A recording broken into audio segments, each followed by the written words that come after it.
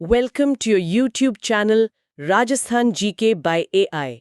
तो आज हम राजस्थान की एक बहुत ही महत्वपूर्ण नदी बनास नदी प्रणाली का विस्तार से अध्ययन करेंगे। जी हाँ, और इसके लिए हमारे पास ये नक्शा है जो एक तरह से पूरी कहानी बताता है। बिल्कुल। तो चलिए इसी नक्शे से शुरू करते हैं। सबसे पहले तो इस नदी का उद्गम कहाँ से होता है? जैसा कि इस नक्शे में साफ दिख रहा है, बनास नदी का जो उद्गम है वो राजसमंद की खमनौर पहाड़ियों से होता है। खमनौर की पहाड़ियाँ? हाँ हाँ। हाँ, यहीं से ये एक छोटी धारा के रूप में निकलती है और फिर अपना आगे का सफर तय करती है। और मैं नक्शे में देख रही हूँ कि इसके रास्ते में कई सहायक नदियां भी इससे मिलती जाती हैं। जैसे बाईं ओर से ये आयर नदी दिख रही है। जी, आयर नदी जो गोगुंदा पहाड़ियों से निकलती है। और आगे चलकर इसी का नाम बेड़च हो जाता है ना? बिल्कुल, यहीं पर एक दिलचस्प बात है।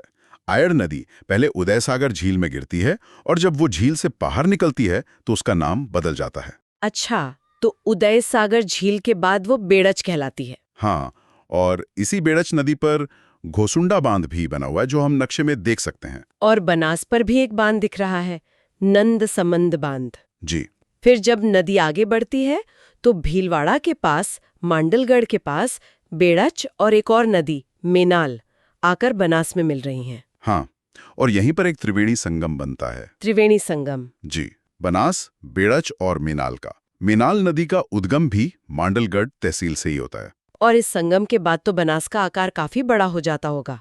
बहुत ज्यादा।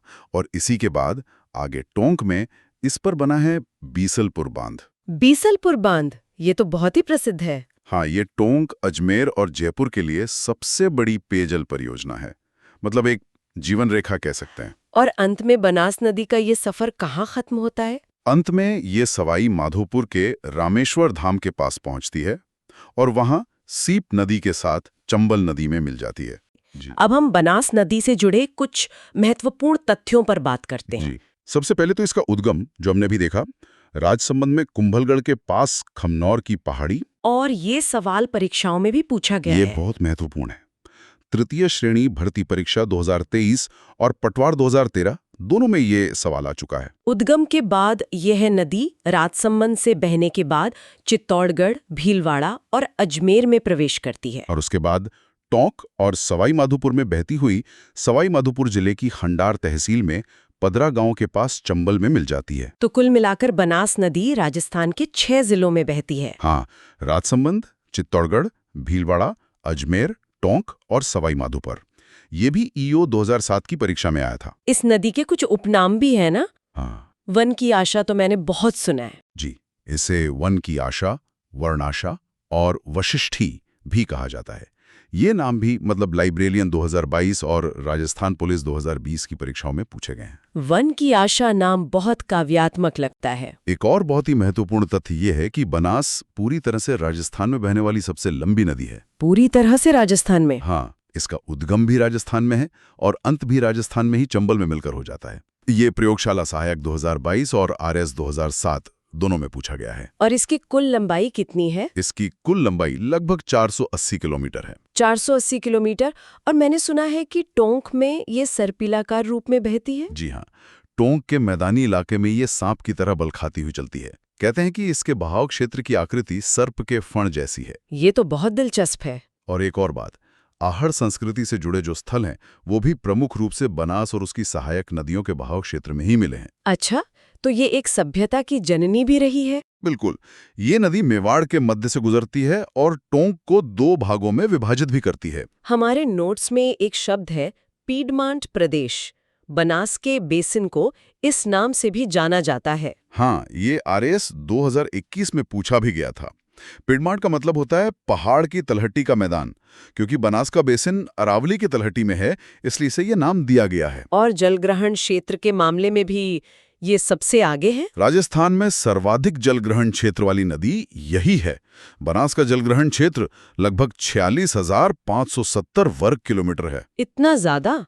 ये तो राज्य का लगभग 27.48% हिस्सा हो गया। जी, लेकिन जल की उपलब्धता के आधार पर चंबल के बाद इसका दूसरा स्थान है। ये भी सीईटी 2023 और तृतीय श्रेणी 2013 में पूछा जा चुका है। चलिए अब बनास की सहायक नदियों और उन पर बने संगमों की बात करते हैं। एक त्रिवेणी संगम की बात तो हमने की थी। हाँ, भीलवाड़ा में बिगोद और मांडलगढ़ के बीच जहां बनास, बेड़च और मेनाल नदियां मिलती हैं। अब इसकी सहायक नदियों को एक एक करके समझते हैं।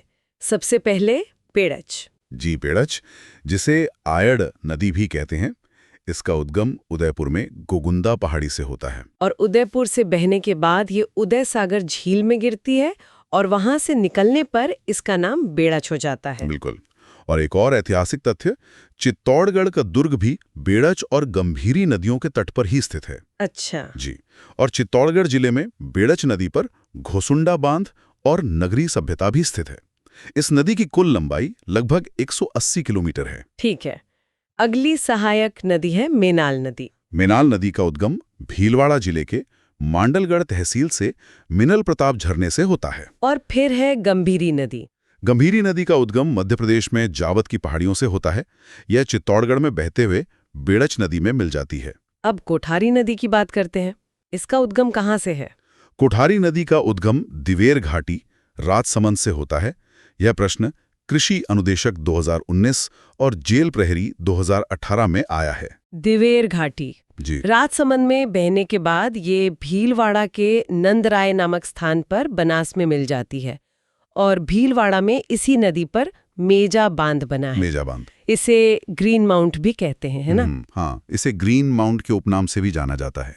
और एक और महत्वपूर्ण बात, भीलवाड़ा में इसी नदी पर बागोर की सभ्यता भी स्थित है। अच्छा, तो कोठारी नदी के किनारे भी एक सभ्यता पनपी? जी। अगली नदी है खारी नदी। जी, इसका उद्गम? खारी नदी का उद्गम राजसमंद में बिजराल ग्राम पहाड़ी से होता है। और ये कहाँ बहती है? ये राजसमंद, अजमेर और टोंक में बहती हुए देवली तहसील के राजमहल नामक स्थान पर बनास में मिल जाती है। ठीक है, तो इसके बहाव क्षेत्र में राजसमंद, भीलवाड़ा, ब्यावर और टोंक आते हैं। जी। फिर आती है मोरेल नदी। जी, इसका उद्गम? जयपुर जिले की चाकसू पंचायत के दूनी नामक स्थान से होता है। और ये भी सवाई माधोपुर में बनास में मिल जाती है। हाँ, ये जयपुर और सवाई माधोपुर की सीमा रेखा बनाते हुई अंत में खंडार के पास बनास नदी में विलीन हो जाती है। कुछ और छोटी लेकिन महत्वपूर्ण सहायक नदियां भी हैं, जैसे माशी नदी। हाँ, माशी नदी। इसका उद्गम अजमेर जिले की किशनगढ़ पहाड़ियों से होता है और ये टोंक में बनास में मिल जाती है। और डाई नदी। डाई नदी का उद्गम भी अजमेर जिले में किशनगढ़ और नसीराबाद की पहाड़ियों के मध्य से होता है। और यह भी टोंक में बनास से मिलती है। जी, अजमेर और टोंक में बहती हुई ये बीसलपुर नामक स्थान पर बनास में मिल जाती है। एक और नदी का नाम है ढूंढ नदी। ढूंढ नदी। इसका उद्गम जयपुर शहर से करीब 32 किलोमीटर दूर सामोद और अचरोल की पहाड़ियों से होता है। ये भी टोंक शहर के पास बनास से मिल जाती है। तो ये सब नदियां अपना पानी लाकर बनास को एक विशाल रूप देती हैं। बिल्कुल। अब अंत में बनास पर बने प्रमुख बांधों की बात करते हैं। बीसलपुर बांध का जिक्र तो हमने किया था। जी, बीसलपुर बांध जो टोंक जिले में स्थित है, ये राज्य की सबसे बड़ी पेयजल परियोजना है, जैसा हमने पहले बताया। इस परियोजना का निर्माण किसकी सहायता से हुआ था? इस परियोजना का निर्माण ADB यानी एशियन डेवलपमेंट बैंक की सहायता से करवाया गया है। और इससे अजमेर, टोंक और जयपुर को पेयजल की सुविधा मिल रही है। हाँ, इन 3 बड़े शहरों और आसपास के कई गांवों को। बीसलपुर के अलावा दूसरा प्रमुख बांध कौन सा है? दूसरा प्रमुख बांध है ईसरदा बांध, जो सवाई माधोपुर में स्थित है। तो बनास नदी पर ये 2 बड़े बांध हैं जो इस क्षेत्र के लिए बहुत महत्वपूर्ण हैं। जी हाँ, सिंचाई और पेयजल दोनों ही दृष्टियों से ये बहुत महत्वपूर्ण है। तो ये थी बनास नदी और उसकी सहायक नदियों की पूरी कहानी। वाकई वन की आशा नाम इसे बिल्कुल सही दिया गया है। सही बात है। ये नदी राजस्थान की जीवन रेखा है एक तरह से। Like, share and subscribe.